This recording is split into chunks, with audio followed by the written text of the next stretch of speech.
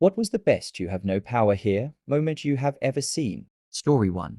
I used to work for a super cunty manager when I worked at McDonald's. This guy was horrible to us. He was constantly bullying us, shit-talking us to customers, and doing everything in his power to make us miserable. Well, so many people complained about him that he ended up getting fired. New manager was great. He was super chill and understanding with us all. A couple weeks after he took over, the old Dutchbag comes in and starts talking about how terrible the store looks, how our service is shittier than ever, and how much this store needs him. The new manager looked at him and said, "If you don't leave, then the cops are gonna make you." When the Dutchbag didn't move, new awesome manager stuck to his guns and called the cops. The Dutchbag is no longer allowed on any McDonald's property in the city and has a restraining order against him. Story 2. The first time I had dinner at my parents' house after I got my own apartment, my dad was giving me grief as usual. Finally, I stood up and said, I don't live here anymore. I don't have to put up with you this way any longer. I'm going home, and walked out. Most liberating moment of my life. Story 3. Well, this might be a long one. I grew up around a mother with dissociative disorder as well as narcissism. She was addicted to opiates as far back as I can remember, and would do anything to get them, and I mean anything. Growing up, it wasn't rare for her to have a tantrum during one of her highs and beat the shit out of me.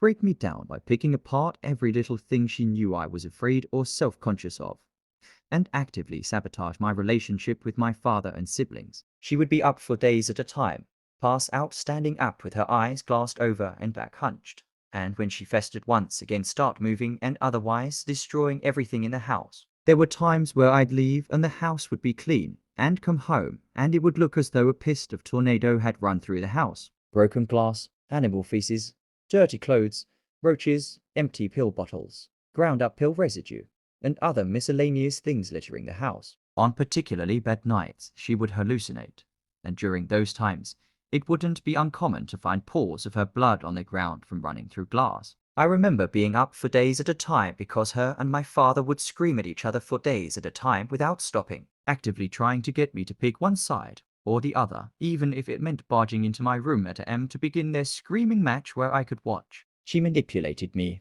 abandoned me at times in the middle of nowhere when she'd meet up with her various sugar daddies. She was still with my dad during this, and never once apologized during her brief moments of mental clarity. If anything, she would blame everything but herself. In her mind, she was infallible. Money was always a big issue since she couldn't work in such a state. She sold some of her pills, yes, but ultimately those funds were used to buy more drugs anyway. Because of this, we were homeless frequently, without power and water for literally years at a time, and barely ever had any food. It was almost every night I went to sleep with the only thing I'd have eaten that day being a school lunch. On weekends, sometimes I didn't eat at all.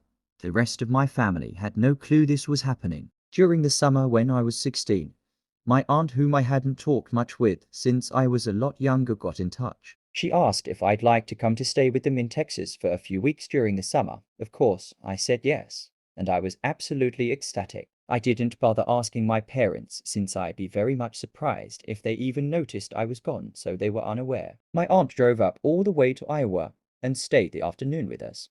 My parents seemed to lack the cognition to recognize she was even there out of the blue, so they didn't come out of their room. As I stated before would happen frequently, when she arrived our house was fairly clean. We left for a bit to go get food, and when we returned the tornado had already passed. As she told me when we were on our way to Texas, the thing that bothered her the most wasn't that our house had suddenly gone to hell.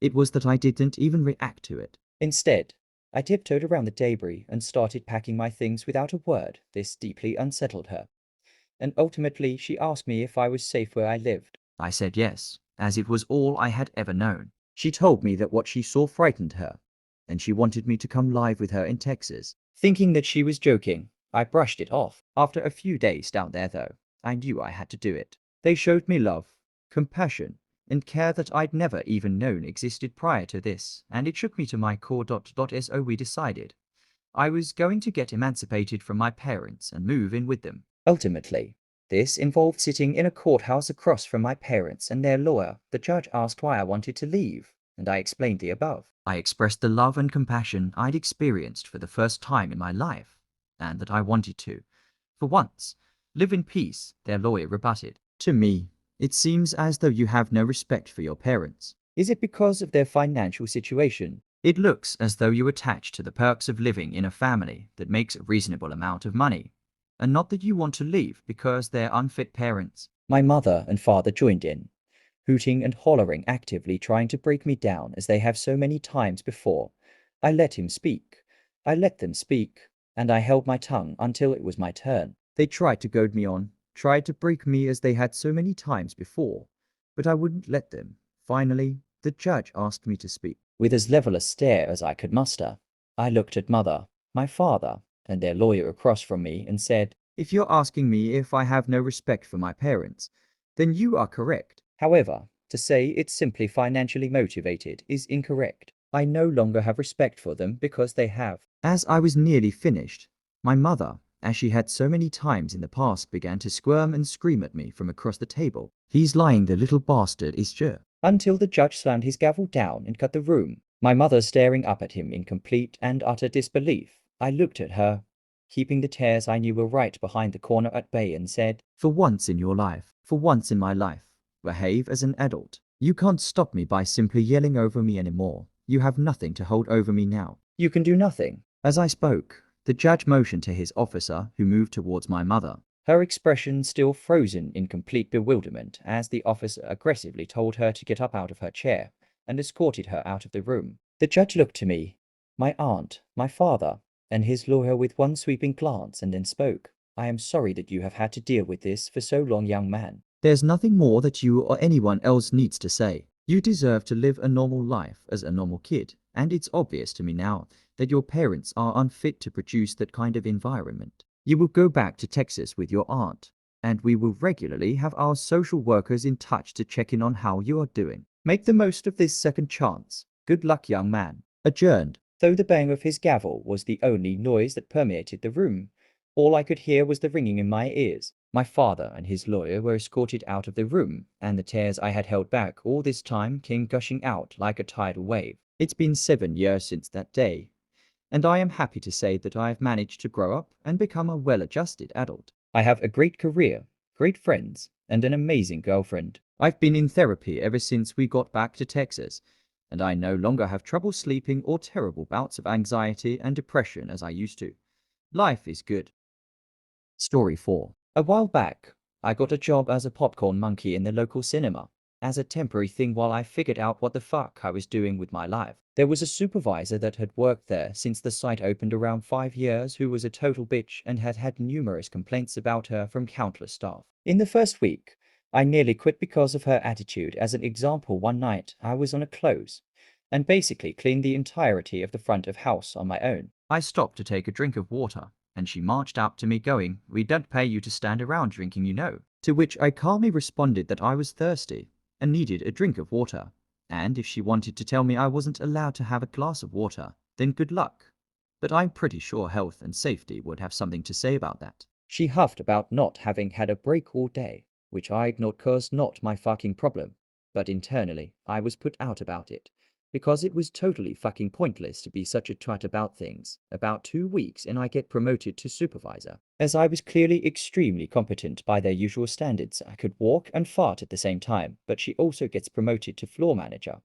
So she continues to work her little power trips and try and lord it over me and everyone else. 4 weeks after that, I get another promotion to floor manager, and at this point, we're equals, so she can't boss me around anymore. So instead, she tries a different tack, which is to try and lord it over me with her superior knowledge of processes, where to find stuff, etc. My response is to go saccharine sweet, "Oh thanks." That's so helpful. I mean, you know how things work so much better than me, because you've been here 5 years, and I've only been here 6 weeks. She had a face like a smacked ass. It was delightful. Story 5. I work for a trampoline park franchise. We opened a sister location that I ran for about a year and a half before moving back to take over the old location. When I got back, a lot needed fixing, but in particular, there were 2 teenage employees that had been fired or suspended on numerous occasions. They were generally lazy, rude jackasses that shouldn't have been hired in the first place. Problem was, they both had aggressive helicopter MOMS that intimidated the manager into rescinding any punishments once I came back.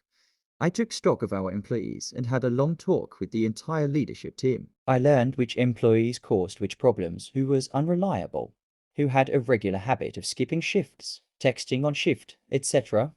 I fired about a half dozen that first week, including those two I mentioned.